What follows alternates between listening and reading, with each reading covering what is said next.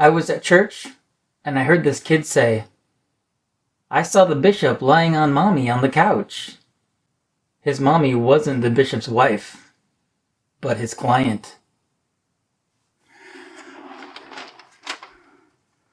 But to begin the story, we need to go back to when my parents were working with the missionaries, teaching people, and they found this young hippie couple that was really interested in the church. They joined the church. The hippie guy became my dad's counselor in the bishopric, and then later he became bishop of the ward. One day he was giving his testimony in church, and he talked about how he was high on marijuana when he prayed about the church, and God told him it was true. This guy was very charismatic. People were drawn to him. They liked to listen to him. And the LDS Church was the perfect environment for him because the members are taught to follow their leaders and not question them. He wanted to climb the ladder in the LDS Church, but I think he saw my family as some kind of a threat to that. We were a classic devout Mormon family, and the jealousies and backbiting that I talked about before seemed to come back and get worse. My mom was the type of person to give 110% to everything, and she did a lot for the church and for that ward. But this bishop would belittle her and verbally attack her. I remember once my dad was on the phone with him, and he hung up. He was so upset, and he said the bishop was just swearing at me on the phone. And most of the people in the ward seemed to be completely snowed by this guy. They acted very brainwashed, and there was a form of bishop worship going on. Every month at fast and testimony meeting, every single testimony, people would get up and say, "I know the church is true, I know that Joseph Smith is a prophet, and I know that the bishop was called of God. I know that the bishop is an inspired man." And nobody left out the bishop, except for our family. And so people looked down at us like, ooh, they're not supporting their leaders like they're supposed to. There's definitely a problem in the church with blind faith. In their scripture, The Pearl of Great Price, there's a story about Adam sacrificing to the Lord. And an angel comes and says, "Why are you doing this sacrifice?" And Adam says, "I know not why I do it, save that the Lord commandeth it." And then the angel tells him, but that's often quoted in the church to teach that we shouldn't question, that we should just do what we're told because the church knows best. So the environment wasn't very good there at church, but my parents got a stake calling, and they were glad because in this calling they would go give talks at all the other wards in the stake. That way they didn't have to be there where there was a lot of tension. And their calling was to talk about and encourage genealogy work or family history work. The LDS Church is really big on researching your ancestors and doing vicarious work for them in the temples. And my parents were really into it. We would even take family trips to New York and Canada and different places where we would search graveyards and gravestones and any records that we could get a hold of. But our stake was really big. It was most of the lower part of Michigan, all of the Upper Peninsula and part of Canada. So we were all over the place. Every Sunday we would go to a different ward. Till one day when my parents went to get their temple recommend renewed, and the bishop denied them. He said, "You're not active members, so I can't give it to you." And they said, "We're active. We've been talking in sacrament meeting every week all around the stake." And he's like, "Well, you got to be active in your own ward," which was just ridiculous, but he was just trying to attack them in any way he could. My parents appealed to the stake president, and he said, "Your bishop is inspired, so you have to do what he says." So they were released from that calling and started just going to the home ward every week.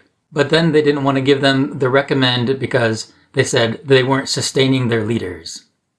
It was stressful for my mom. My dad said we don't have to go to church. She said, no, we need to. I think it's important. We need to keep going to church every week, because she was committed. And she believed it was true.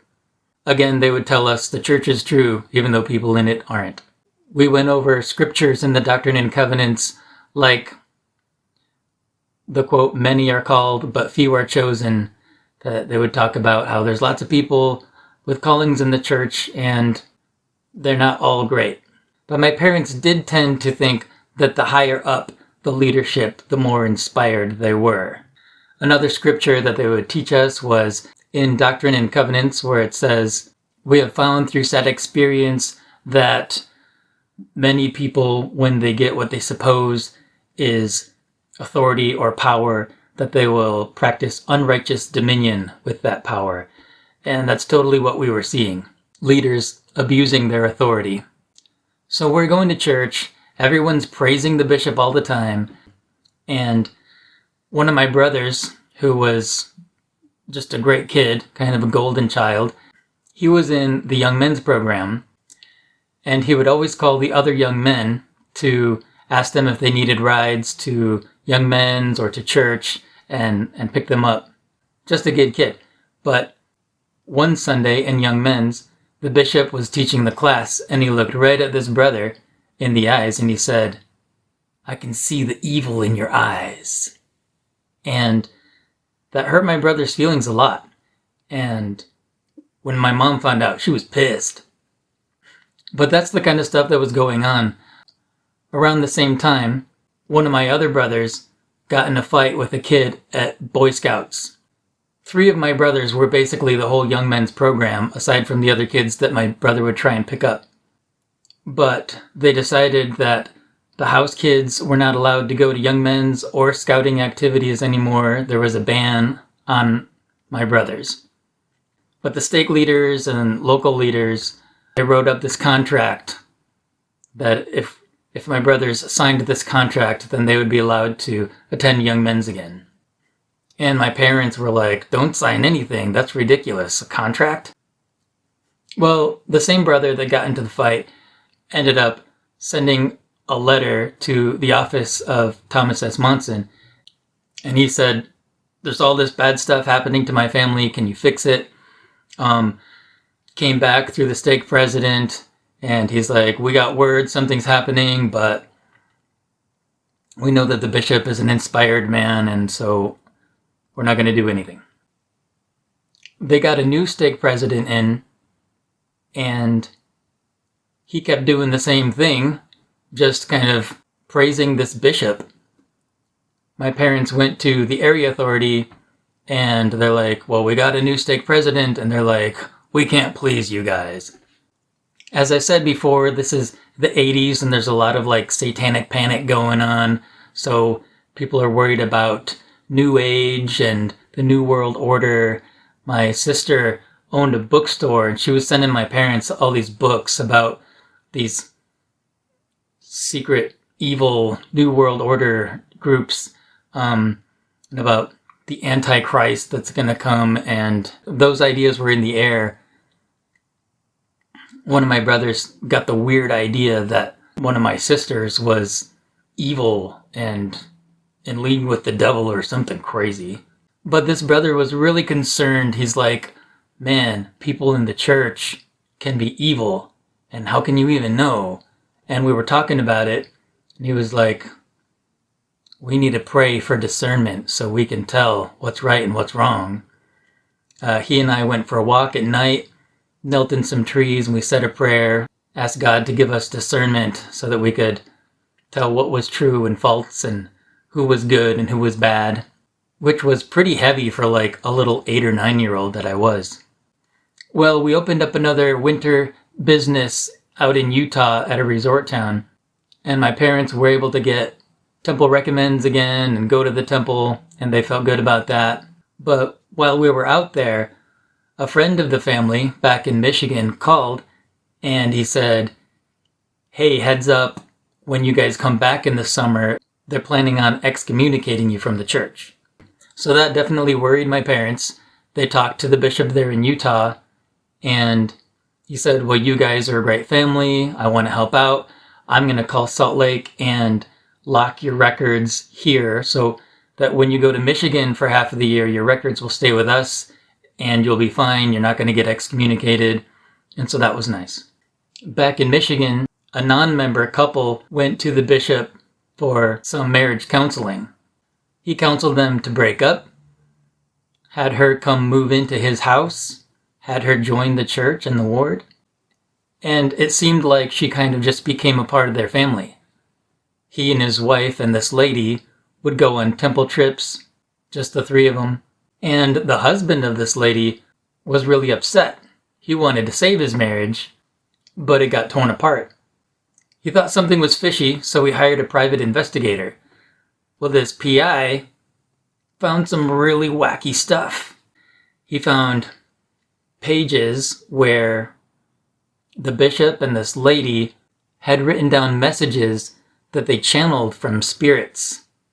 And the messages said things like he was chosen by God and that she was supposed to be his plural wife and that they had to keep it secret because the other people weren't ready for it. So the husband brought this information to my parents. My parents thought it was some kind of weird satanic stuff. The guy wasn't that concerned about that. He was just more concerned about trying to get his wife back. And that's also around the time when the son of the couple said, I saw the bishop lying on mom on the sofa.